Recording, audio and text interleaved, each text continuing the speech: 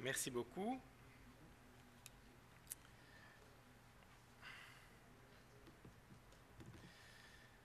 Voilà, donc comme annoncé, je vais vous parler de l'usage de Twitter pour favoriser la participation dans les grands amphithéâtres. Ce sera un récit d'une expérience pilote, donc c'est une expérience avec les limites que ça a, mais qui apporte, je pense, un certain nombre d'éléments intéressants. Alors les auteurs, très rapidement, pour nous présenter. Moi-même, je suis responsable de la cellule d'appui pédagogique à l'Université libre de Bruxelles. Nicolas Roland est conseiller technopédagogique et en charge du projet podcast à l'ULB. Et Benoît Magérus est maintenant enseignant d'histoire contemporaine à l'Université du Luxembourg. Donc c'est vraiment ce qu'on appelle du SOTL quelque part. C'est une publication en commun entre l'enseignant qui a initié l'expérience et le service d'appui pédagogique. Le contexte, très vite, c'est un cours d'histoire contemporaine qui se donne dans un auditoire. Alors j'ai un problème d'affichage qui n'est normalement pas là sur ma version d'origine, je suis désolé. Donc en gros, les deux lignes qui se sont superposées disent qu'on est dans un auditoire, donc amphithéâtre pour les Français, je ne sais pas comment on dit au Québec, amphithéâtre, nous on dit auditoire, d'environ 1400 places que vous voyez là, donc c'est gigantesque. Et il y a 300, 350, 400 étudiants qui viennent au cours de Benoît, qui est donc l'enseignant d'histoire, qui a un problème évidemment pour faire participer les étudiants. Alors très vite, une espèce de super rapide résumé de la littérature sur la participation verbale. On a des tas d'études qui montrent les avantages de faire participer les étudiants, et ça a un impact qui est documenté sur un tas de choses comme la satisfaction, la persévérance, l'engagement cognitif, etc., etc. Il y a toute une littérature là-dessus. Mais on sait aussi par la littérature que la participation verbale en classe, que ce soit au secondaire ou à l'université, occupe une très faible portion du temps de classe, que souvent elle est le fait d'un petit nombre d'étudiants et que lorsqu'il y a des questions, souvent ce sont des petites questions ponctuelles, donc on est bien loin en deçà de ce qu'on espérerait pédagogiquement. On sait aussi que la participation est négativement corrélée à un certain nombre de choses, notamment la taille du groupe. Plus le groupe est grand, moins il y aura de participation. Plus l'enseignant est loin, moins il y aura de participation. Et la disposition en rangée, comme on l'a ici, n'est pas non plus favorable spatialement aux interactions verbales. Et donc, quand je vous remets l'auditoire, vous voyez que toutes les conditions sont réunies pour qu'on ait un minimum de participation. D'où la réflexion de Benoît Magérus qui était « Est-ce que je ne pourrais pas utiliser un outil comme Twitter pour éventuellement prendre des interventions en direct ?» un peu sur le modèle de ce qui se fait parfois dans les débats télévisés, pour essayer de stimuler la participation. Alors, qu'est-ce qu'il met en place ?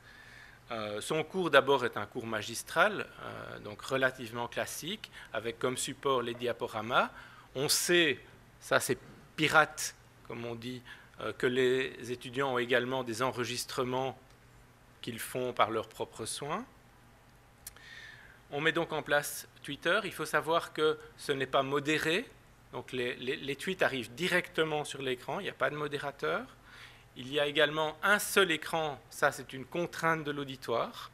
Et donc la difficulté technique pour l'enseignant a été d'afficher à la fois son PowerPoint et les tweets. Et finalement, il a trouvé une technique qui consistait à partager sa page et à mettre 2/3 ou 4/5 de son écran dédié à PowerPoint ou à l'équivalent et une petite fenêtre en bas avec TweetDeck qui affichait le fil des tweets.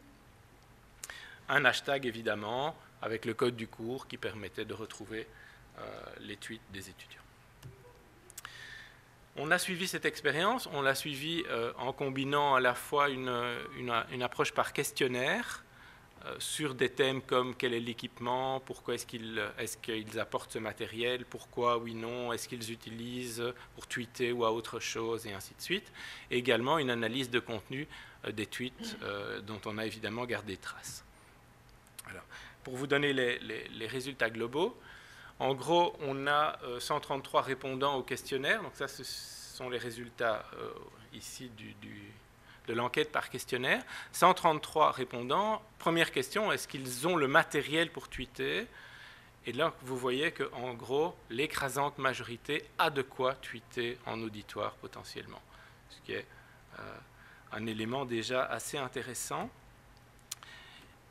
Souvent, ils ont même plusieurs, parce que vous voyez que sur 133, 110 ont un ordinateur portable et 64 ont un smartphone. Alors comme ça s'est fait entre, on a mis un peu de temps pour analyser toutes les données, ça s'est fait entre 2011 et 2012, les tablettes n'étaient pas encore aussi répandues, et donc ça explique pourquoi vous n'avez pas une troisième option éventuellement qui serait tablette. Mais donc vous voyez qu'ils sont très bien équipés. 23 ont un compte Twitter avant de commencer l'expérience, par opposition ou à comparer à 120 sur 133 qui ont un compte Facebook. Maintenant, ce qui est très intéressant, c'est de voir que, OK, 127 ont le matériel, mais ils sont seulement 45 à l'apporter, le matériel en question. Quand ils l'apportent, ils en font quoi? La majorité, c'est pour prendre des notes. Vous en avez quand même quelques-uns qui tweetent, heureusement.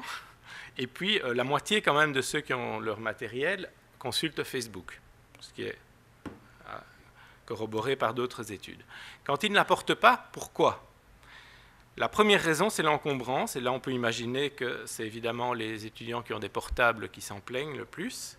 Et deuxième point, important également, le risque d'être distrait par le fait d'utiliser un ordinateur ou un smartphone. Sur les 45 qui ont apporté le matériel, 27 tweets. Alors là, vous voyez qu'on est au-delà des 18 qui n'ont pas tweeté. C'est l'ensemble des étudiants qui nous donnent des raisons pour lesquelles ils ne tweetent pas. Évidemment, ils n'ont pas forcément le matériel avec eux ou pas de compte Twitter. Mais sinon, l'écrasante raison qu'ils donnent, c'est « je ne veux pas interrompre ma prise de notes ». C'est également, je pense, un résultat assez intéressant. Les avantages qu'ils voient dans l'usage de Twitter, c'est avant tout le fait que ça a introduit visiblement dans l'auditoire une ambiance conviviale. Il y avait de temps en temps un petit message humoristique, donc « oh chouette la coupe de cheveux ». Et on a un enseignant qui rebondit très bien et donc qui a plaisanté et qui a réussi à vraiment introduire une très bonne ambiance dans son grand auditoire. Ça change évidemment de l'ambiance habituelle et ça a été très apprécié par tous, qu'ils aient tweeté ou pas. Il considère que c'est utile pour la compréhension. Ici, je mets un bémol, ce ne serait pas la première fois qu'on a des étudiants qui vous disent c'est utile pour la compréhension et si on testait, on se rendrait sans doute compte que ça n'a aucun impact réel. C'est établi pour des tas de technologies, mais bon, soit c'est leur sentiment. Et finalement, ils sont assez peu à trouver que c'est distrayant, 34%, qui trouvent que ça distrait finalement leur attention. Dans l'analyse de contenu, 207 tweets au total, et là on retrouve finalement le modèle d'interaction classique, la majorité envoyée par une demi-douzaine d'étudiants. Quand on regarde ce qu'ils vont écrire, on se rend compte que pour plus de la moitié, c'est relatif au fond, vraiment au contenu du cours. Puis vous avez vraiment des questions d'organisation, ça c'est plus, est-ce qu'il y aura cours demain ou quand est-ce que les notes seront disponibles, et alors divers éléments, des tests, des remarques sur l'expérience en elle-même, ah c'est chouette le prof tweet, et ainsi de suite. Qu'est-ce qu'ils racontent nos étudiants? Quelques exemples. Eh bien, ils posent des questions. Exemple, comment définir une guerre mondiale en fonction du nombre de pays indiqués ou en fonction des territoires touchés ou les deux. Ils se répondent. Un autre étudiant dit on parle de guerre mondiale quand des super-pouvoirs comme l'Europe, les USA, la Russie se font la guerre. Je ne sais pas si la réponse est correcte, mais en tous les cas, c'est une réponse. Il y a parfois des mini-débats d'idées qui s'enclenchent. Le capitalisme actuel fonctionne aussi comme une forme de néocolonialisme, non. Et quelqu'un qui répond non, c'est l'aide humanitaire qui fait ça, pas le capitalisme. Et puis il commence à débattre. Et donc, hop, ça débouche sur une série d'échanges sur Twitter. Il y a un moment intéressant aussi où l'enseignant ne se rappelle plus d'un élément et puis dit à l'auditoire, est-ce que vous voulez bien chercher telle info? Et automatiquement, ceux qui ont accès vont sur Internet, cherchent l'info et puis la donnent par tweet. Il y a des précisions spontanées qu'on voit apparaître. Hein. Quelqu'un écrit, on parle de l'inflation en Allemagne, il dit, pour vous faire une idée de l'inflation en Allemagne en 29, il payait les gens avec des brouettes de Deutschmark. Et on a toute une série d'interventions comme ça qui viennent compléter ce que dit l'enseignant. Et il y a même des rectifications. Dans les slides du prof, on dit à un moment donné, on donne une citation qui est attribuée à X, je ne sais plus qui, je ne me souviens plus, et un étudiant tweet, ce ne serait pas Lavoisier qui a dit ça? Et puis il vérifie, et quelqu'un d'autre, si, c'est Lavoisier. Dans les conclusions, donc, intéressant de constater qu'ils ont un taux d'accès au matériel assez énorme. De nouveau, c'est corroboré par des tas d'autres études. Mais notez que ce n'est pas parce qu'ils l'ont qu'ils l'apportent. Ils n'ont pas de problème technique a priori pour se servir de Twitter.